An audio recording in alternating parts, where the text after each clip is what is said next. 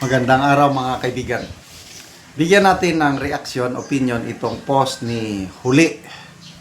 Title, Representative Antonio Tino nagbabala sa publiko laban sa pabudol sa presidential bid ni VP Sara. Nanawagan si Antonio Tino ng ACT Teachers Party List sa sambayanang Pilipino na maging mapanuri at huwag umanong basta magpapabudol kay Vice Presidente Sara Duterte kaugnay ng formal na anunsyo ng kanyang pagtakbo sa pagkapangulo para sa 2028. Sa kanyang pahayag, iginit ni Tino na hindi dapat madala ang publiko sa mga mabulaklak na salita o pangalan lamang. Ayon kay Tino, mahalagang busisihin ng mga botante ang track record at ang mga seryosong isyong kinakaharap ni Duterte. Kabilang na ang aligasyon sa paggamit ng pundo ng bayan bago suportahan ang kanyang ambisyon sa pinakamataas na posisyon sa bansa. Binigyan diin ng mambabatas na ang pagpili ng leader ay dapat nakabatay sa integridad at hindi sa bugso ng damdamin o popularidad. So ito ang kanyang payag mismo. Mahalagang manaig ang pananagutan at malinaw na programa sa pamamahala sa halip na personalidad at apelyido sa pagpili ng susunod na leader ng Pilipinas. Layo ng kanyang panawagan na gisingin ang kamalayan ng publiko upang matiyak na ang susunod na administrasyon ay tunay na maglilingkod para sa interes ng mga mamamayan. Salamat, Congressman Tino, sa inyong paalala. Agree naman ako sa sinasabi niya. Kailan kami, lami na kaming mga DDS, hindi naman kami otso-otso, mangmang, na hindi namin alam. Ako personally, alam ko ang Duterte brand of leadership. Kaya hindi na ako magpapabudol kagaya ng pagkabudol ko sa Marcos Jr. na akala ko like father, like son. Wala. Itong Marcos Jr. na binutuhan ko, kinampanya ko noong 2022 is big failure. Agree ako yung sinabi ni VP Sara sa kanyang speech sa pag-declare ng presidential bid na ang mga pangako ni Bongbong Marcos ay hindi niya tinupad. Agree ako. Hanggang salita lang itong Pangulong ito. Ang galing niyang magsalita. Kailang napakalayo ang kanyang ginagawa. Kaya naghihirap tayo ngayon dahil sa isang presidente na nambudol. Kaya salamat, Congressman Tino, sa inyong paalala na hindi na kami magpapabudol. Kailang kaming mga DDS, organic po kami. Huwag nyo na kaming pagsabihan dahil alam na namin, damang-dama namin, damang-dama ko ang tapang malasakit pagiging totoong public servant ang mga Duterte. Yung Duterte presidency, ang mga nagawa ni Tatay Digong, yung peace and order, yung kanyang war on pulburon, kitang-kita ko, damang-dama ko yung pag-improve ng peace and order nung kapanahonan niya. Yung sa communist insurgency, kayo, mga makakaliwa, takot na takot kayo sa isang Duterte presidency na naman dahil yung NTF LCAC ni Tatay Digong talagang nagpahina ng gusto sa mga makakaliwa.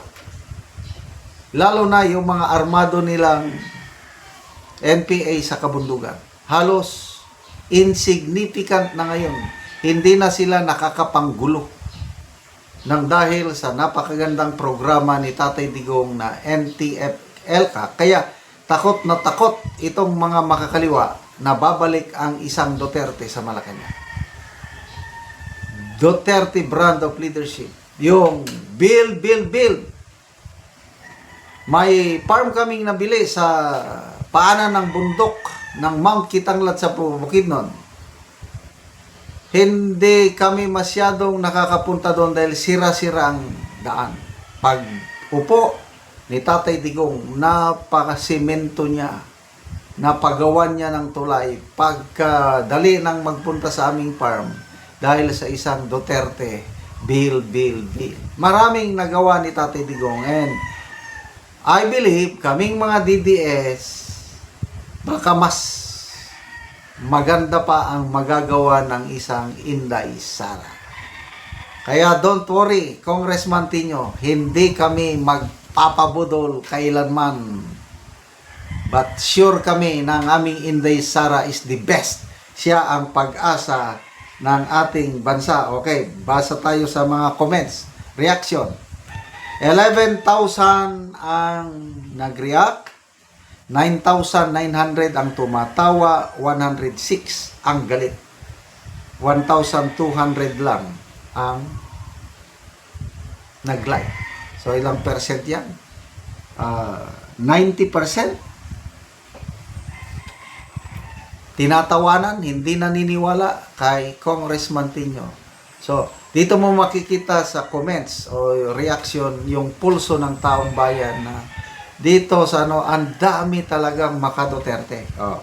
Basa tayo sa mga comments.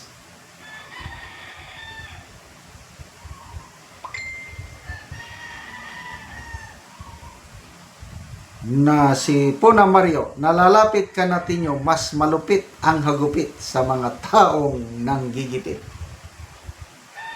Evelyn Tabing, at kanino kami magtitiwala? Sa mga kawataan na nagpapayaman?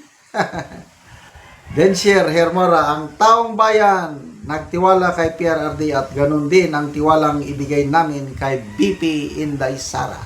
Yes, yo. Kay Sara tayo, yes! All the way. Sara Duterte, President 2028. Salamat mga kaibigan sa inyong pagsubaybay sa ating channel. Nakakatulong kayo ng malaki sa tribong Talandig ng Bukidnon dahil ang income natin sa channel na ito is pantulong po sa tribo. Namimigay tayo ng libreng yero at pako para makapagpatayo sila ng mas maayos na tirahan. Panoorin nyo ang video na ito. Karon mo na niyang mga yero nga ipangatag sa mga tao, so naay nagkuha karon. Nagkuha. Pamilya. Wala ni sila ang tabangan.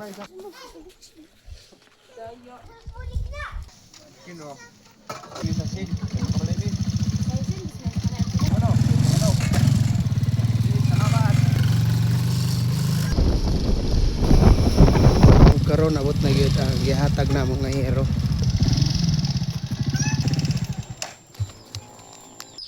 Og karon mo na ni ang atop sa natagaan na mo giro. So mo na ni ang iyang atop nga mga hero nga buslot na. So karon mapulihan na gyud ni kay magatop naman siya. So mga kuan na gyud buslot na gyud kaayo kay isklastipan ra gani ang uban.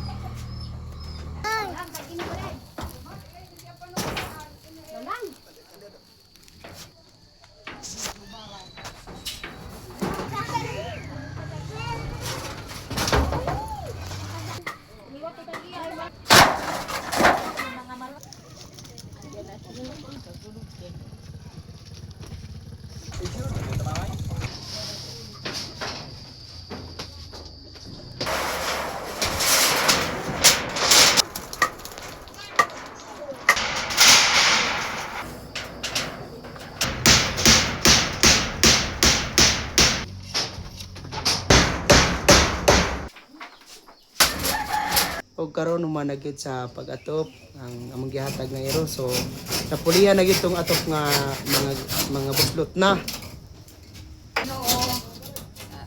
Sa nagtabang sa sir, nakaatop na gyud mi. Nag-antos mi sa ulan. Salamat kaayo. Salamat sa Ginoo nga dili na gyud mi maulanan kay nakatap nami. Oh, pila dito katuig ang inyong atop na nga bago pa na pulihan. Ano to mga 50 na tuig kapin. 20 na kapin katuig. Oh, so karon pa gyud mo nakaatop. So salamat kayo nang